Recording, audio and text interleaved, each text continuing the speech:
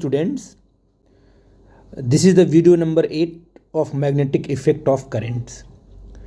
बेटा इसके पहले हम लोगों ने जो है इसके पहले की जो वीडियोस थी उसमें हमने क्या देखा था कि हम लोगों ने मैग्नेटिक फील्ड का कैलकुलेशन देखा था कि how can calculate the magnetic field at any point due to current carrying conductor. और उसमें हमने बायो-सेवर्ट्स लॉ और एम्पियर सर्किट लॉ, दो लॉ हमने पढ़े थे और उन दोनों लॉज की हेल्प से हम लोगों ने मैग्नेटिक फील्ड का कैलकुलेशन किया था। उसमें बहुत सारी आपको वैरायटी मैंने 1 बाय 1 करके एक्सप्लेन किया हुआ था। अब आपको जो पढ़ना है वो पढ़ना है मैग्नेटिक फोर्स के बारे में। Magnetic force on moving charge particle पहले ये डिस्कस करेंगे, लेकिन इसको स्टार्ट करने से पहले मैं आपको कुछ इसका कॉन्सेप्ट आपको बता दूं कि अब क्या देखना है कि आपने देख लिया कि अगर करंट कैरिंग कंडक्टर है तो वो अपने आसपास जो है मैग्नेटिक फील्ड बना रहा है। वो ये तो क्रिस्टल क्लियर हो गया, इसको हम लोगों ने कैलकुलेट भी कर लिया, डायरेक्शन भी हम लोगों ने निकाल ली। अब देखना है कि अगर उस मैग्नेटिक फील्ड में हम किसी भी चार्ज पार्टिकल को रखते हैं तो क्या उस चार्ज पार्टिकल पर मैग्नेटिक फील्ड जो पहले से बनी हुई है करंट कैरिंग कंडक्टर की वजह से वो उस चार्ज पार्टिकल पर फोर्स लगाएगी या नहीं लगाएगी। तो आप कहोगे सर कि मैग्नेटिक फील्ड तो पहले से बना हुआ है, अब मैग्नेटिक फील्ड पहले से बना रहेगा। अब जितने भी डिस्कशन हम करेंगे पहले से क्या बना लेंगे, मैग्नेटिक फील्ड बना लेंगे। अब उस फील्ड में किसी चार्ज पार्टिकल को रखेंगे, किसी मैग्नेट को रखेंगे, चेक करेंगे कि मैग्नेटिक फोर्स एक्ट हो रहा है कि नहीं हो रहा है। पहली बात हमें देखना है कि अब हमें मैग्नेटिक फोर्स का कैलकुलेशन करना है कि क्या मैग्नेटिक फील्ड में अगर कोई चार्ज पार्टिकल को छोड़ा जाए तो क्या उस चार्ज पार्टिकल पर कोई फोर्स काम करेगा, क्या मैग्नेटिक फील्ड क्या उस पर फोर्स लगाएगा कि नहीं लगाएगा, इसको हमें देखना है। तो इसके बारे में हमने आपको डिटेल पहले ही बता दिया था, अभी बताना है क्योंकि स्टार्ट कर रहे हैं टॉपिक को हम आपको बता रहे हैं बेटा जी। जैसे आपने कहा कि मान लो हमारे पास एक स्ट्रेट कंडक्टर, उसमें करंट आई फ्लो कर रहा है, तो बताइए वो राइट साइड में क्या फील्ड बनाएगा, मैग्नेटिक फील्ड बनाएगा। वो इनवर्ट डायरेक्शन में हर पॉइंट पे जहाँ भी आप लोगे वो इनवर्ट डायरेक्शन में ही आपको फील्ड मिलेगा। ये तो आप समझ रहे हो, ठीक है ना।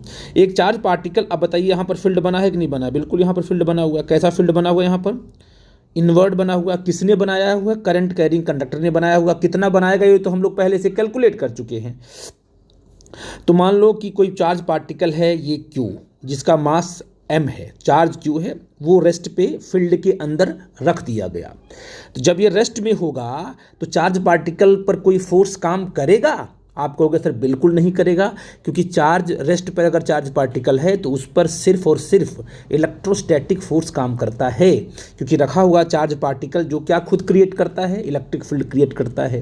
तो इसीलिए उस चार्ज पार्टिकल पर सिर्फ और सिर्फ इलेक्ट्रिक फील्ड ही फोर्स लगा पाएगा। इसलिए इस पर जो लगने वाला फोर्स है वो क्या है, 0 है। क्यों? क्योंकि ये मैग्नेटिक फोर्स में रखा गया है और आपका जो वायर है वो ऑलरेडी न्यूट्रल है। तो अगर ये न्यूट्रल वायर है तो ये कोई भी इलेक्ट्रिक फील्ड नहीं बनाएगा। तो इसके आसपास कोई चार्ज पार्टिकल अगर आपने रख दिया तो उस पर कोई भी फोर्स काम नहीं करेगा, न ये तो आप पहले से डिस्कस कर चुके हो। अब दूसरे एक्सपेरिमेंट में देखा गया कि अगर कोई करंट कैरिंग कंडक्टर है, जो चार्ज पार्टिकल Q और M आपने लिया था, उस चार्ज पार्टिकल को अगर आपने कुछ वेलोसिटी दे करके छोड़ दिया तो ये चार्ज पार्टिकल जो है, जैसे ही आप इसको वेलोसिटी दोगे वैसे ही ये चार्ज पार्टिकल जब ऊपर की तरफ, इसको यूनिफॉर्म कांस्टेंट वेलोसिटी से ऊपर जाना चाहिए था, लेकिन ये चार्ज पार्टिकल जो है अपने पाथ से बेंड हो गया। अब किस डायरेक्शन में बेंड होगा, ये डायरेक्शन जब हम आपको एक्सप्लेन करेंगे मैग्नेटिक फोर्स की तब आपको बताएंगे। अभी समझ लो ये कि चार्ज पार्टिकल मान लो ऐसे बेंड हो गया, तो चार्ज पार्टिकल अगर बेंड हुआ है, अपने पाथ से बेंड हो गया, इसका मतलब उस पर फोर्स लगा। और अगर इसका मतलब उस पर फोर्स लगा तो फोर्स कौन सा लगा, मैग्नेटिक फील्ड में ही चार्ज पार्टिकल चल रहा है तो उस पर मैग्नेटिक फोर्स ही काम करेगा।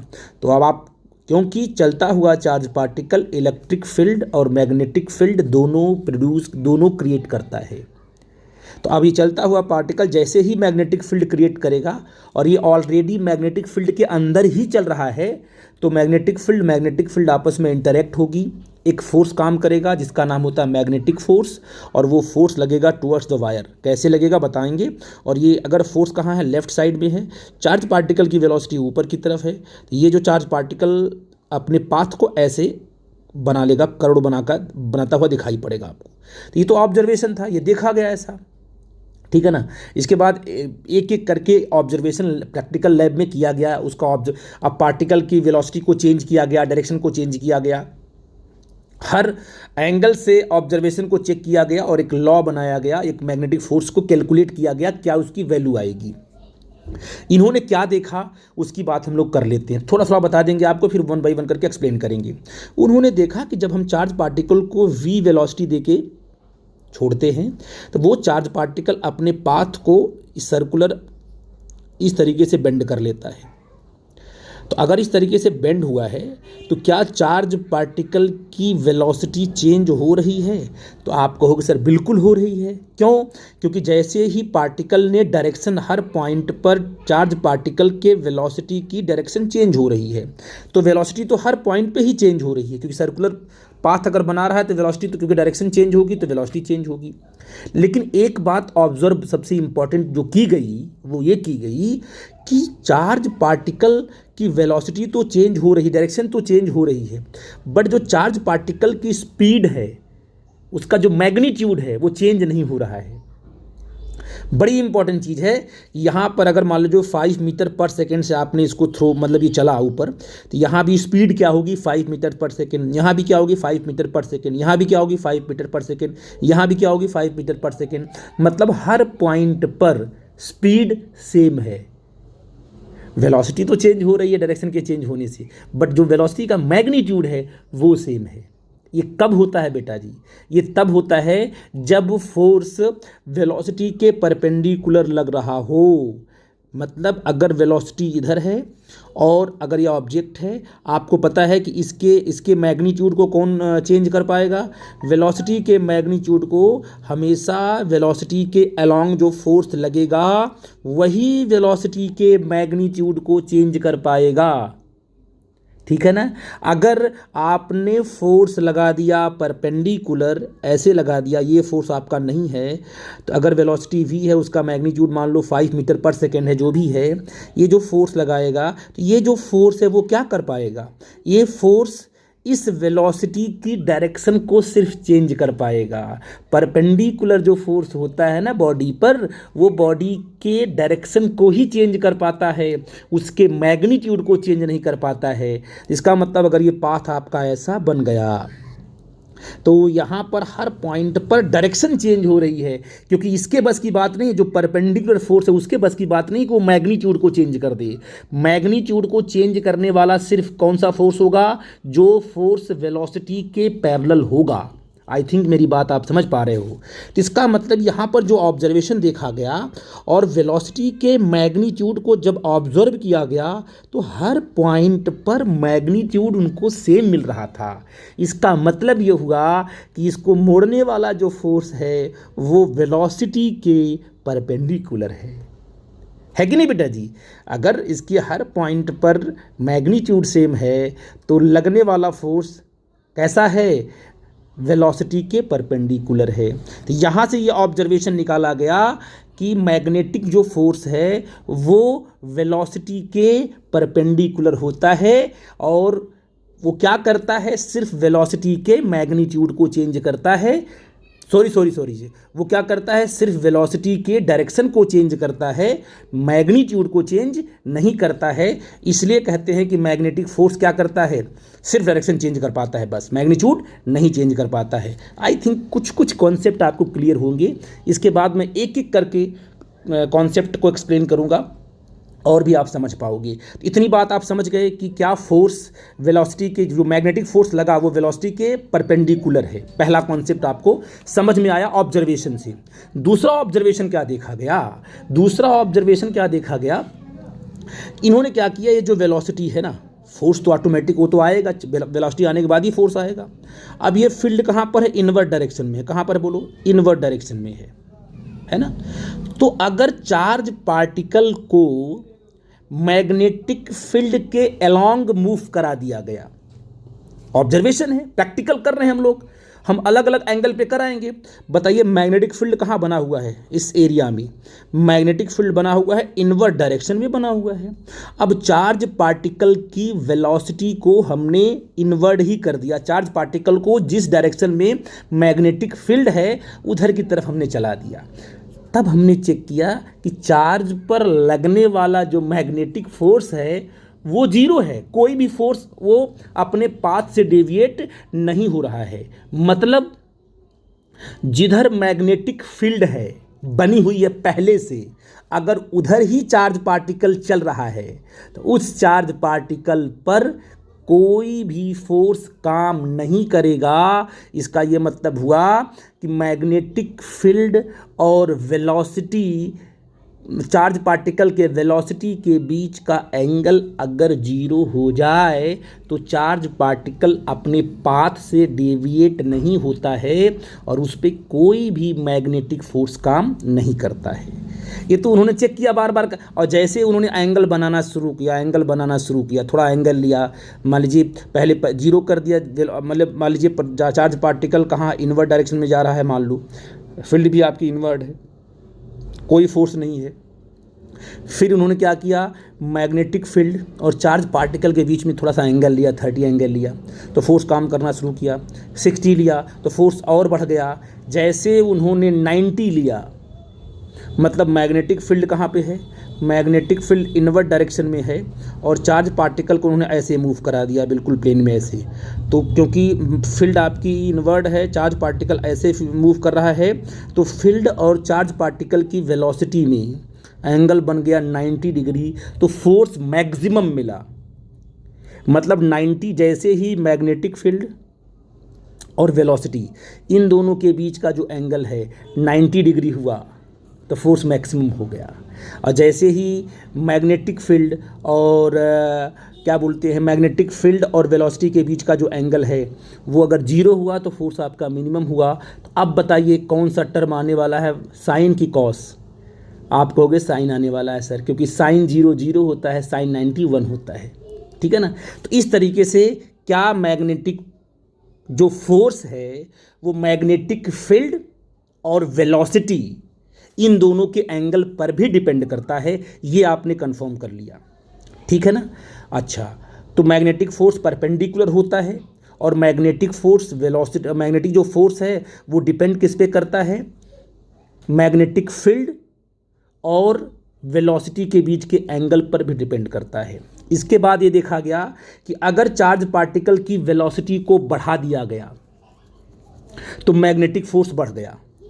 मतलब आप ऐसे कह सकते हो कि जो मैग्नेटिक फोर्स था, ये मैग्नेटिक फोर्स किस पे डिपेंड कर गया, ये डिपेंड कर गया साइन थीटा पर।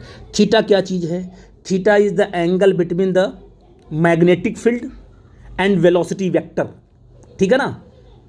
अच्छा, और फिर देखा गया कि जो मैग्नेटिक फोर्स है वो डिपेंड करता है किस पर, वो डिपेंड करता है चार्ज की वेलोसिटी पर। वेलोसिटी बढ़ाएंगे तो चार्ज, अगर वेलोसिटी बढ़ा दिया तो मैग्नेटिक फोर्स की स्ट्रेंथ बढ़ जाएगी। फिर देखा गया कि जो आपकी जो फील्ड यहाँ बनी हुई है, अगर इस फील्ड की स्ट्रेंथ को बढ़ा दें हम, क्योंकि इसमें कैसे बढ़ाएंगे, करंट बढ़ा देंगे तो स्ट्रेंथ बढ़ जाएगी। अगर फील्ड को जो पहले से बनी उसकी वैल्यू को बढ़ा देते हैं तब भी मैग्नेटिक फोर्स आपका बढ़ जाता है। तो अगर इनको आपस में क्लब किया गया तो जो मैग्नेटिक फोर्स है वो प्रोपोर्शनल हो गया। अच्छा, एक चीज़ और देखी गई, सॉरी, एक चीज़ इसमें और देखा गया एक्सपेरिमेंट में कि जो आपका मैग्नेटिक फोर्स है वो डिपेंड कर गया चार्ज के मैग्नीट्यूड पर। चार्ज की पावर ज़्यादा होगी, उसकी वैल्यू ज़्यादा होगी तो मैग्नेटिक फोर्स भी ज़्यादा लगेगा। आई थिंक कुछ बात आप समझ पाए मेरी। तो आपने कहा कि सर जो मैग्नेटिक फोर्स है वो प्रोपोर्शनल हो गया q v B sine theta की। ये ठीक है बेटा जी। और अगर इसको हम वेक्टोरियली रिप्रेजेंट करते हैं तो जो आपका एफ एम आएगा वो ऐसे आ जाएगा, इज इक्वल टू, अगर इसको हम इसका जो प्रोपोर्शनलिटी कांस्टेंट 1 ले लें तो क्या आ जाएगा, क्यू ब्रैकेट में वी क्रॉस बी, ये आ जाएगा। क्योंकि वी बी साइन थीटा क्या होगा, वी क्रॉस बी। ये आ गया आपका formula for the magnetic force. अगर इस चीज़ को अगर आप लोग समझ रहे हो तो कोई प्रॉब्लम की बात नहीं, आगे हम और भी चीज़ों को एक्सप्लेन कर पाएंगे। और ये जितना भी डाटा हमने आपको दिया है यहाँ पर, ये सब का सब एक्सपेरिमेंटल डाटा है, या ऑब्जर्वेशन में ऐसा देखा गया। तो ये आपका निकल के आया q v B cross B, यानी जो मैग्नेटिक फोर्स है वो वेलोसिटी पर भी डिपेंड करता है और चार्ज और फील्ड पर भी डिपेंड करता है। और चार्ज का मैग्नीट्यूड तो अगर आपने कांस्टेंट ले लिया है तो नो प्रॉब्लम, अगर चार्ज के मैग्नीट्यूड को भी बढ़ाओगे तब भी मैग्नेटिक फोर्स आपका बढ़ जाएगा और ये हमेशा परपेंडिकुलर होगा। तो इतनी चीज़ें अगर आपको समझ में आ गई तो डायरेक्शन के बारे में हम बाद में डिस्कस कर लेंगे, कैसे चीज़ों को ऑब्जर्व किया गया और समझा गया। आई थिंक आप समझ गए होगी। कोई डाउट होगा तो बेटा हमसे डिस्कस करना, अदरवाइज मैं थोड़ा इसको आगे लेके चलूँगा। ठीक है बेटा। अब थोड़ा समय के यहाँ पर डायरेक्शन की बात कर लेता हूँ अभी इसी टाइम पे, और बहुत सारे क्वेश्चन करने हैं बट थोड़ा सा कर लेंगे तो आपको एक आइडिया मिल जाएगा। अच्छा देखो, जो फोर्स की डायरेक्शन होगी वो वी क्रॉस बी होगी। वी क्रॉस बी होगी कैसे, जहाँ पर चार्ज पार्टिकल चल रहा है उधर अपना करो 4 फिंगर, और जिधर बी है उधर उसको रोटेट घुमा दो। ऐसे अपने 4 फिंगर को किधर घुमाओगे, जैसे आपने कहा ना हमारे पास एक वेक्टर ये है और एक वेक्टर हमारा ये बी है, ये इसके एंगल मान लो थीटा है। तो हमको अगर मान लो ए क्रॉस बी का डायरेक्शन निकालना है तो क्या करोगे, इसके अलॉन्ग रखोगे 4 फिंगर और उस 4 फिंगर को रोटेट करोगे बी की तरफ। जैसे ही बी की तरफ रोटेट करोगे थंब आपका ऊपर जाएगा, रख करके आप लोग देख सकते हो 4 फिंगर आपने रखा, रोटेट किया बी की तरफ और थंब गया ऊपर की तरफ। मतलब ए क्रॉस बी की जो डायरेक्शन होगी वो अपवर्ड होगी।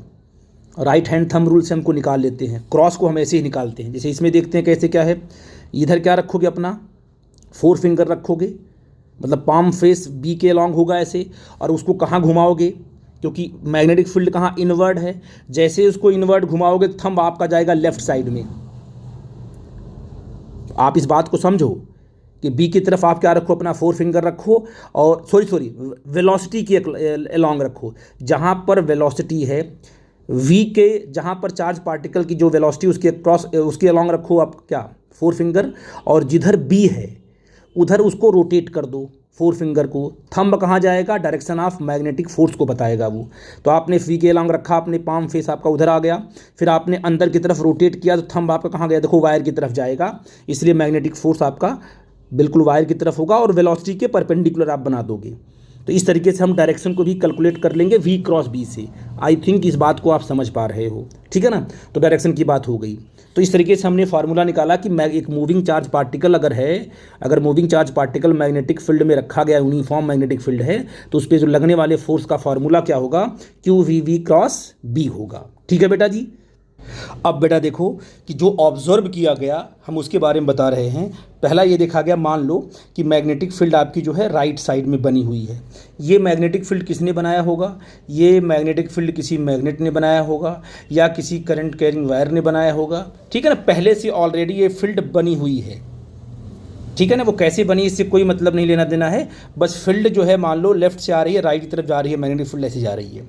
अगर ये फील्ड जा रही है राइट साइड में और चार्ज पार्टिकल इस फील्ड में रख दिया गया और वो चार्ज पार्टिकल रेस्ट में है, तो कोई फोर्स उस पर एक्ट नहीं होगा। ये आप समझ रहे हो, ठीक है बेटा जी। अच्छा, अब दूसरे में क्या देखा गया ऑब्जर्वेशन, मान लो आपकी जो मैग्नेटिक फील्ड है वो कहाँ पर है, वो राइट साइड में है।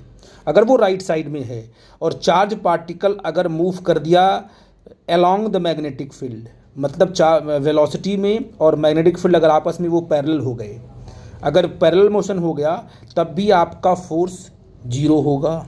और अगर charge particle anti parallel move कर रहा है, मतलब मैग्नेटिक फील्ड के जस्ट अपोजिट मूव कर रहा है, तब भी फोर्स आपका 0 होने वाला है, मैग्नेटिक फोर्स 0 होने वाला है। ये बड़ी इंपॉर्टेंट चीज़ थी कि अगर फील्ड के अलोंग हो या जस्ट अपोजिट हो तो फोर्स आपका जीरो होगा। इस चीज़ को आप लोग याद रखना, ये चीज़ मैं आपको एक्सप्लेन कर चुका हूँ। और फिर देखा गया कि अगर मान लो मैग्नेटिक फील्ड आपका जो है राइट साइड में है और जो आपकी ये चार्ज की जो वेलोसिटी वेक्टर है, ये चार्ज का जो मोशन है इसके अलोंग है ए वेलोसिटी, कितना एंगल बना रहा है, थीटा एंगल बना रहा है। अगर ये थीटा एंगल बना रहा है तो क्या इस चार्ज पार्टिकल पर फोर्स काम करेगा? आप कहोगे सर इस चार्ज पार्टिकल पर फोर्स काम करेगा, वो किधर काम करेगा आप बताइए? V क्रॉस B होगा और V क्रॉस B, V पर अपना 4 फिंगर रखोगे, B की तरफ रोटेट करोगे तो आपको मिलेगा इनवर्ड डायरेक्शन में। यहाँ पर जो चार्ज पार्टिकल पर फोर्स लगेगा वो इनवर्ड लगेगा, क्योंकि आप राइट हैंड थंब रूल का यूज करके आप V क्रॉस B से आप निकाल सकते हो। तो कैसे निकाला गया? इस पे लगने वाला जो इस चार्ज पार्टिकल पर लगने वाला फोर्स जो इनवर्ड है उसका जो मैग्नीट्यूड कैसे निकाला गया? Q v B sine theta. ये तीनों के तीनों ऑब्जर्वेशन देख लो आप। जब साइन 90 क्या होगा तुम्हारा? जब साइन 0 होगा तो साइन 0 0 होगा, जब साइन 180 होगा तब भी ये 0 होगा। मतलब थीटा आपका या तो 0 हो, मतलब फील्ड और वेलोसिटी पैरेलल हो, या तो एंटी पैरेलल हो। थीटा अगर 180 है तब भी 0 होने वाला है। क्यू वी बी पे तो डिपेंड ही कर रहा है। डायरेक्शन के हिसाब से लिखेंगे तो V क्रॉस B आपका आ जाएगा और ये आपका हो जाएगा मैग्नेटिक फोर्स। आई थिंक मेरी बात आप समझ पा रहे हो, इसीलिए मैंने इसको सेंटेंस में न लिख करके इसको हमने डायग्रामेटिकली आपको एक्सप्लेन किया कि आपको कोई डाउट न रहे। और इस कॉन्सेप्ट को मैंने पहले ही आपको बता दिया कि हो क्या रहा है। ठीक है बेटा जी। अगर मैं आपसे पूछूं कि बताइए ये चार्ज पार्टिकल आपका लेफ़्ट में क्यों घूम रहा है, तो आप कहोगे सर इसलिए वो रोटेट कर रहा है क्योंकि वेलोसिटी कहाँ है? ऊपर की तरफ है। फील्ड कहाँ है? नीचे की तरफ है। तो चार्ज पार्टिकल पर जो लगने वाला फोर्स कहाँ होगा? वो लेफ़्ट साइड होगा। अगर राइट हैंड थंब रूल का यूज करोगे तो लेफ़्ट साइड में होगा, इसलिए पार्टिकल जो है ऐसे बेंड हो जाता है। ठीक है बेटा जी, आई थिंक इस बात को आप लोग समझ गए। तो यही चीज़ मैं बताना था और ये आपका हो गया मैग्नेटिक फोर्स के बारे में। और साथ साथ में आपने ये भी देखा कि मैग्नेटिक जो फोर्स होता है वो हमेशा वेलोसिटी के परपेंडिकुलर होता है। वेलोसिटी के परपेंडिकुलर होता है, इसका ये मतलब हुआ कि फोर्स और वेलोसिटी अगर परपेंडिकुलर है तो फोर्स में और डिस्प्लेसमेंट में क्या एंगल होगा? जिधर वेलोसिटी होगी उधर ही चार्ज पार्टिकल का डिस्प्लेसमेंट होगा। तो फोर्स और डिस्प्लेसमेंट में भी क्या है? एंगल बनेगा 90 डिग्री। तो work done by the magnetic force on the charge particle is 0 होगा। क्यों? क्योंकि डिस्प्लेसमेंट तो वेलोसिटी के अलोंग है और फोर्स जो है परपेंडिकुलर है। तो एंगल बन गया 90 डिग्री। तो आप कहोगे सर कि जब हम वर्क निकालेंगे तो अगर वर्क निकालते हैं डिस्प्लेसमेंट और फोर्स के बीच का एंगल 90 डिग्री है तो वर्क इज ऑलवेज 0 होता है। और मैंने 5th पॉइंट लिखा है कि the magnetic force can change the direction of velocity. Direction change कर सकता है वो, and not magnitude of velocity, उसके मैग्नीट्यूड को चेंज नहीं करता है। तो इस पूरे की पूरी एनालिसिस को देख करके आपको लगा होगा कि जो हमारी मैग्नेटिक फोर्स है वो किस तरीके से काम कर रहा है और उसकी क्या क्या प्रॉपर्टीज़ है। अगर यहाँ तक आपको क्रिस्टल क्लियर हुआ होगा तो मैं अगले टॉपिक में अगले नेक्स्ट कॉन्सेप्ट पे मैं आऊँगा जो कि मैग्नेटिक फोर्स से ही रिलेटेड है। तो बेटा जी आपने 5th पॉइंट देखा कि magnitude force can change direction of velocity and not magnitude of velocity. ठीक है ना। और देखो ये एनसीईआरटी का पिक्चर है, इसको आप फिगर वहाँ से देख सकते हो। ये आपका प्लेन है, ये आपकी क्या है? मैग्नेटिक फील्ड है और इसी प्लेन में आपने क्या बनाया है? वी बनाया है। तो आप क्या करोगे? V क्रॉस B निकालोगे, थंब आपका देखो ऊपर जाएगा, ऐसे नहीं ना, क्योंकि ये जो कर्ल फिंगर है ना ये कहाँ से, ये कहाँ है? ये V से किस पे जाएगा? B पे जाएगा, जो घुमाओगे इसको तो, है ना। ये जो कर्ल फिंगर आपका दिख रहा थंब कहाँ जा रहा है? ऊपर जा रहा है। मतलब ये रोटेट कैसे किया गया? V पर रखेगा फिर B पर घुमाएगा, तो V क्रॉस B कहाँ जाएगा? आपका अपवर्ड जाएगा। ये बताएगा मैग्नेटिक फोर्स के बारे में। ठीक है ना जी। डायग्राम देख करके आप +Q चार्ज आपका रखा हुआ इस तरीके से। ठीक है ना। तो ये जो हमने जानकारी आपको दी है डायरेक्शन के लिए, ये +Q के लिए था कि +Q अगर मूव कर रहा है तब आप लोग V क्रॉस B करके थंब जो है V पर रखो 4 फिंगर, थंब और B की तरफ रोटेट करो अपने 4 फिंगर को, थंब बताएगा डायरेक्शन ऑफ मैग्नेटिक फोर्स। ठीक है ना। अब यही प्रोसेस आपको हमेशा लेके चलना है। बस देखना ये है कि अगर ये चार्ज आपका निगेटिव होगा तो ये जो फोर्स आपने ऊपर बनाया है जस्ट नीचे बन जाएगा। बस V क्रॉस B हमेशा निकालो आप। वी क्रॉस बी अगर आपका पॉजिटिव चार्ज है तो वी क्रॉस बी अगर करोगे, थंब जो बताएगा वो डायरेक्शन ऑफ मैग्नेटिक फोर्स बताएगा ही बताएगा प्लस क्यू के लिए। अगर माइनस क्यू है तो थंब के जस्ट अपोजिट फोर्स हो जाएगा डाउनवर्ड डायरेक्शन में। तो प्लस पॉजिटिव चार्ज और नेगेटिव चार्ज में ये बार बार आपको कन्फ्यूज करता है क्वेश्चन दे करके। तो सारा का सारा फॉर्मेट किसके लिए है? पॉजिटिव के लिए है। बस नेगेटिव आने के बाद उसको रिवर्स कर दोगे, बस जस्ट अपोजिट कर दोगे फोर्स के डायरेक्शन को, और आपको कुछ भी नहीं करना है। मैं एग्जाम्पल लेके एक्सप्लेन करूँगा। जैसे मान लीजिए हमने कुछ case, let us consider some cases in which direction of force is shown. जैसे मान लो यहाँ पर आपकी बनी है मैग्नेटिक फील्ड और वो इनवर्ड डायरेक्शन में, आप देख रहे हैं क्रॉस का मतलब इनवर्ड होता है। यहाँ से एक प्लस क्यू चार्ज पार्टिकल चल पड़ा और क्या उसकी वेलोसिटी है? v है। अब ये चार्ज पार्टिकल जा रहा है, बताइए अगर वेलोसिटी v है राइट साइड में और फील्ड कहाँ है? इनवर्ड है, तो v के क्रॉस अपना क्या रखोगे? 4 फिंगर रखोगे, और जहाँ पर b है उसकी तरफ लेके जाओगे और थंब जाएगा अपवर्ड डायरेक्शन में। मतलब आपका देखो जिस तरीके से हमने ग्रीन जो लाइट बना वो लाइन बनाई हुई है ना, उसकी तरफ जाएगा आपका फोर्स, तो ये आपका हो जाएगा मैग्नेटिक फोर्स हो जाएगा। राइट हैंड थंब रूल का प्रॉपर आपने यूज किया और आपने प्लस क्यू के लिए डायरेक्शन ऑफ फोर्स को रिप्रेजेंट कर दिया। अगर मान लो कि यही आपका जो चार्ज होता, अगर मान लो यहाँ से मान लो एंटर करता है ऐसे, सपोज क्या ऐसे एंटर कर रहा है, कोई प्रॉब्लम की बात नहीं है, ऐसे एंटर कर रहा है, इसकी वेलोसिटी क्या है? v है। चार्ज आपका माइनस क्यू है, इसका मास मान लो m है। तो बताइए b कहाँ पर है? b यहाँ पर इनवर्ड है और v कहाँ है? अपवर्ड है। तो v के क्रॉस रखो 4 फिंगर, v के क्रॉस क्या रखो? अपना 4 फिंगर रखो, b की तरफ घुमाओगे तो थंब आपका इधर आएगा, इस साइड आएगा,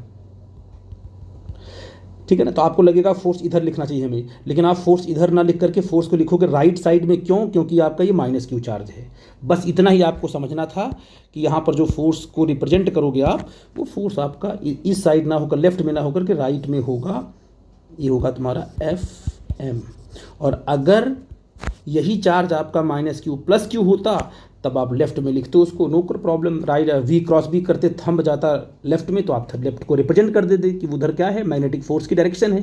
बट माइनस क्यू है तो आपको डायरेक्शन को जस्ट उल्टा कर देना है, बस इतना ही करना होता और आपको कुछ भी नहीं करना होता है। आई थिंक इस बात को आप लोग समझ गए कि मैं क्या कहना चाहता हूँ। तो छोटे छोटे पॉइंट्स हैं जिनको हमें क्या करना होता है? डिस्कस करना होता है, बताना होता है, समझाना होता है आपको, और उन चीज़ों को आप लोग 1 बाय 1 करके, जितने भी हमने अपने नोट्स में भी बहुत सारी वैरायटी दी है उसको आप लोग देख लेना। वी क्रॉस भी अगर आपको क्रिस्टल क्लियर है तो इसे आप तोड़ दोगे, ठीक है बेटा जी। तो मैं अगले कॉन्सेप्ट पे आता हूँ। तो बेटा आपने बोला था कि F इक्वल टू क्या है? आपने अभी निकाला है कि जो फॉर्मूला आपने निकाला है Fm इक्वल टू क्या है? Q v B sine theta. ये मैग्नेटिक फोर्स का आपका फॉर्मूला था मैग्नीट्यूड में। अगर थीटा इज इक्वल टू आपने क्या रख दिया? 90 डिग्री, तो Fm इज इक्वल टू आपका आ जाएगा क्यू वी बी, और ये मैक्सिमम फोर्स है।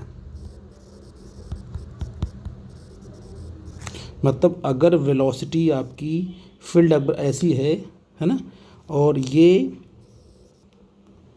इसकी वेलोसिटी है, ये है मैग्नेटिक फील्ड, इनके बीच का जो एंगल अगर मान लो 90 डिग्री है, तो v क्रॉस b कहाँ जाएगा? इनवर्ड जाने वाला, पता आपको है। जो मैग्नेटिक फोर्स यहाँ बनेगा वो तो इनवर्ड ही बनेगा अंदर की तरफ, क्योंकि आपका प्लस क्यू चार्ज है। तो बताइए इस टाइम पर प्लस क्यू चार्ज पर लगने वाला फोर्स कितना होगा? क्यू वी बी होगा, वो होगा मैक्सिमम होगा।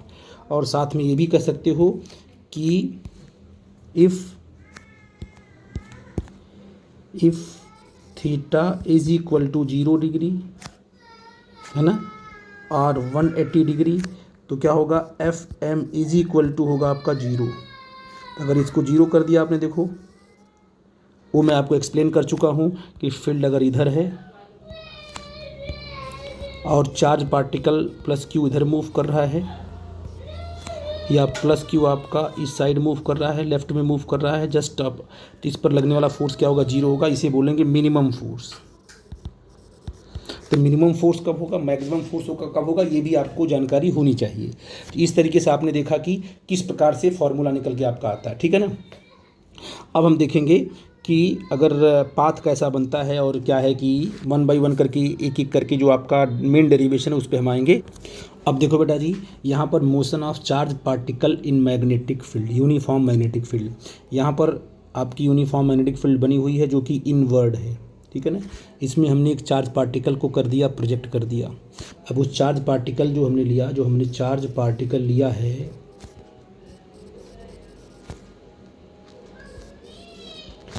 वो चार्ज पार्टिकल आपका प्लस क्यू है ना, उसका मास m है, और वेलोसिटी जो है वो परपेंडिकुलर है किसके, मैग्नेटिक फील्ड के परपेंडिकुलर है। मतलब मैग्नेटिक फील्ड इनवर्ड है तो वेलोसिटी आपकी ऐसी है, तो ऑटोमेटिक उसमें कितना एंगल बन गया, 90 डिग्री एंगल बन गया। तो अगर यहाँ पर देखो v इधर है और इनवर्ड आपका क्या है, मैग्नेटिक फील्ड है, तो फोर्स कहाँ जाएगा, वो अपवर्ड जाएगा, ठीक है ना। जहाँ पर तो ये चार्ज पार्टिकल आपका हर पॉइंट पर क्या है, अपवर्ड फोर्स ही लगेगा सेंटर की तरफ। हर पॉइंट पर जो फोर्स होगा मैग्नेटिक फोर्स सेंटर की तरफ होगा, और ये पार्टिकल एक सर्कल फॉर्म कर देगा, और ये यूनिफॉर्म सर्कुलर मोशन होगा, जिस पे भी पार्टिकल की स्पीड हर पॉइंट पर कांस्टेंट होगी, और इस पर लगने वाला जो मैग्नेटिक फोर्स है वो सेंटर की तरफ होगा, वही सेंट्रीपिटल फोर्स का काम करेगा। मान लो इसकी रेडियस क्या बनी, आर बनी, तो आपने कहा कि इस यूनिफॉर्म मैग्नेटिक फील्ड में जब इसको हमने वी वेलोसिटी से पार्टिकल को प्रोजेक्ट किया, तो पार्टिकल के हर पॉइंट पर जब भी पार्टिकल जाएगा सेंटर की तरफ फोर्स लगेगा, तो पार्टिकल क्या करेगा, सर्कुलर मोशन कर देगा, ठीक है बेटा जी। अब ये जो मैग्नेटिक फोर्स यहाँ लग रहा है वो आपका सेंट्रीपिटल फोर्स का भी काम करेगा, क्योंकि वही मैग्नेटिक फोर्स काम करेगा सेंट्रीपिटल फोर्स की तरह। क्यों, क्योंकि वो सर्कुलर मोशन फॉर्म कर रहा है, वो सेंटर की तरफ एक्ट हो रहा है, ठीक है बेटा जी। तो आप ऐसा कह सकते हो, to move in a circle necessary centripetal force is provided by the magnetic force, ठीक है बेटा जी। तो आप यहाँ लिख सकते हो कि जो सेंट्रीपिटल फोर्स है F C is the centripetal force and F M is the magnetic force. यही मैग्नेटिक फोर्स क्या है, सेंट्रीपिटल फोर्स प्रोवाइड कर रहा है कि सर्कुलर मोशन में पार्टिकल चल पड़े, ठीक है बेटा जी। तो अगर हम सेंट्रीपिटल की फोर्स की बात करेंगे तो पार्टिकल की वेलोसिटी v है, रेडियस r है, तो कहोगे m v square upon r क्या होगा, ये सेंट्रीपिटल फोर्स होगा। और मैग्नेटिक फोर्स की वैल्यू क्या होगी, क्योंकि मैग्नेटिक फोर्स की वैल्यू होगी क्यू वी बी। साइन 90 क्या है यहाँ पर, साइन 90 आपका साइन 91 हो जाएगा, क्योंकि v और b के बीच में जो एंगल है वो 90 डिग्री का है। तो क्यू वी बी बड़ा इंपॉर्टेंट कॉन्सेप्ट निकल के आपका आया, ये आपने निकाल लिया। तो यहाँ से आप जो है, जो रेडियस है सर्कुलर पाथ की r, उसको आप निकाल सकते हो, ये आ जाएगा m v upon q into B. ये कई बार क्वेश्चन पूछा गया है कि अगर किसी चार्ज पार्टिकल को v वेलोसिटी से मैग्नेटिक फील्ड के परपेंडिकुलर अगर हमने उसको प्रोजेक्ट कर दिया, तो वो चार्ज पार्टिकल जो सर्कुलर पाथ बनाएगा, उस सर्कुलर पाथ की जो रेडियस होगी वो किस पे डिपेंड करेगी, चार्ज पार्टिकल के मास पे डिपेंड करेगी, वेलोसिटी पर डिपेंड करेगी, चार्ज पर डिपेंड करेगी, और फील्ड पर भी डिपेंड करेगी। आपने कहा कि इसका मतलब वेलोसिटी ज़्यादा होगी, अगर वेलोसिटी को आपने अधिक दिया है पहले तो ये बड़ा सर्कल बनाएगा, रेडियस बड़ी होगी। मास ज़्यादा होगा तब भी रेडियस क्या आपका ये बड़ा होगा। तो इस तरीके से आप चीज़ों को एक्सप्लेन कर सकते हो। Where r is the radius of the circle, r क्या है, r is the radius of the circle, radius of the circular path, ये सर्कुलर पाथ। इसमें आपको डरने की ज़रूरत नहीं, ये आपकी रेडियस निकल गई। आई थिंक आपने रेडियस को फाइंड आउट कर लिया, ठीक है बेटा जी। और भी कुछ चीज़ें हैं, वन बाय वन करके हम एक्सप्लेन करते हैं, जिससे कि आपको प्रॉब्लम ना हो आगे चल करके। और बेटा आपको पता है कि किसी चार्ज पार्टिकल को आप वेलोसिटी कब दे पाओगे, जब उसको किसी पोटेंशियल में रखोगे, वही तो तभी ना उसके पास काइनेटिक एनर्जी आएगी। मान लो कहीं पर पोटेंशियल आपका v है, v आपका पोटेंशियल है, और चार्ज पार्टिकल आपका q है, तो जो उसके पास काइनेटिक एनर्जी आएगी, चार्ज पार्टिकल के पास जो काइनेटिक एनर्जी आएगी वो q इंटू वी आएगी। ये होता है 1/2mv², ये होगा ना। q इंटू वी क्या है, v is the potential, v क्या आपका है, ये आपका पोटेंशियल है ना। इस पोटेंशियल में चार्ज पार्टिकल को छोड़ दिया तो इतनी एनर्जी वो गेन कर लेगा, क्यू इंटू वी कर लेगा। जो आपका फार्मूला है, रेडियस का फार्मूला क्या है, अगर इस टर्म में देखें तो आर इज इक्वल टू, ध्यान देना आप लोग, आर इज इक्वल टू, ये आपका है m v upon q into B, और एम इंटू वी क्या है, पार्टिकल का मोमेंटम कहलाएगा, is equal to p upon q into B. P is the momentum, और मोमेंटम को हम क्या लिखते हैं, under root 2m kinetic energy upon q into B, है ना बेटा जी। इसके बाद इसको हम क्या लिख सकते हैं, under root 2m q into v upon q B.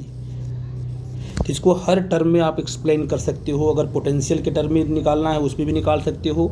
इस तरीके से बड़ा इंपॉर्टेंट फॉर्मेट निकल के आपका आया कि 2m K E upon q B is equal to 2m q v upon q B.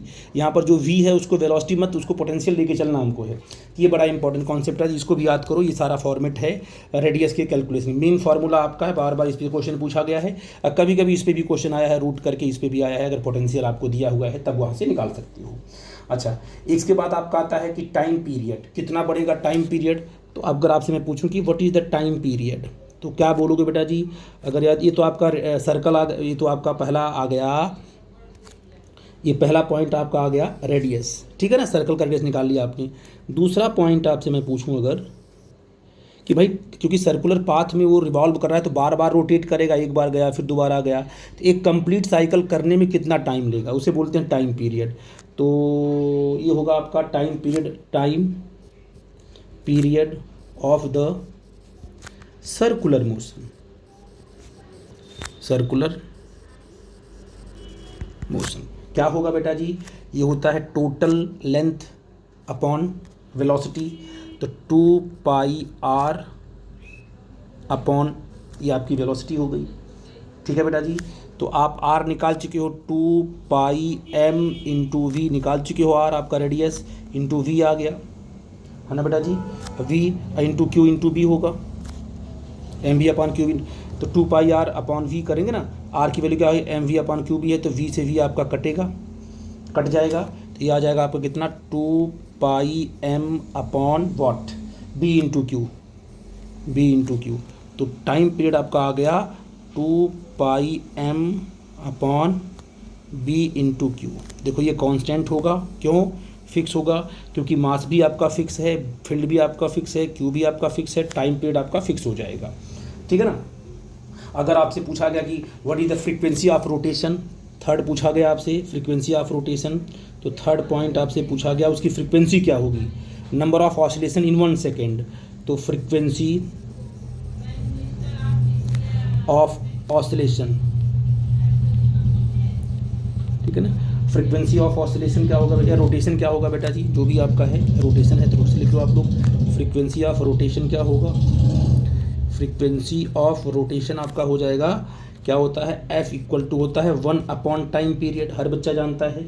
और ये क्या हो जाएगा, जस्ट रिवर्स हो जाएगा क्या आपका, बी क्यू अपॉन 2 पाई m हो जाएगा, ठीक है बेटा जी। ये भी बड़ा इंपॉर्टेंट है, बार बार पूछा गया है, इसलिए इसको भी आप याद रखो तो बेहतर होगा। और एक चीज़ बड़ी इंपॉर्टेंट है इसकी, एंगुलर फ्रीक्वेंसी। तो अब आपका फोर्थ पॉइंट आपका आ जाएगा, जो आपका फोर्थ पॉइंट है, तो बेटा जी एंगुलर फ्रीक्वेंसी होती, आपका जो एंगुलर फ्रीक्वेंसी होगी ओमेगा होगा वो 2 पाई f होता है। ये वैल्यू हम पुट कर देंगे क्या, 2 पाई, और f कितना है, बी क्यू अपॉन 2 पाई m हो जाएगा, तो m से m कट जाएगा, तो ओमेगा आपका आ जाएगा कितना, बी क्यू अपॉन m। ये बहुत इंपॉर्टेंट कॉन्सेप्ट है, इन सब चीज़ों को आप लोग बिल्कुल याद रखना, क्योंकि आगे चल कर के रेडियन क्या होगा पर सेकेंड, है ना बेटा जी। इसकी यूनिट क्या होगी बेटा जी, आपकी हर्ट्ज होगी, ठीक है ना। इसका आपका टी आपका सेकंड में होता पता आपको है। इसके बाद फील्ड को जो पता आपको टेस्ला में है, रेडियस आपका मीटर में है। तो इन सब सारी वैल्यू को आप लोग 1 बाय 1 करके डिस्कस कर लेना। अगर किसी बच्चे को कोई डाउट होगा तो प्लीज़ हमसे डिस्कस करना बेटा जी। बहुत ही इंपॉर्टेंट रिलेशन है, 1 बाय 1 करके यहाँ नोट्स में भी मैंने एक्सप्लेन किया हुआ है, यहाँ इसको मैंने थियरी में भी 1 बाय 1 करके एक्सप्लेन कर दिया। ठीक है बेटा जी, ओके, थैंक यू बेटा।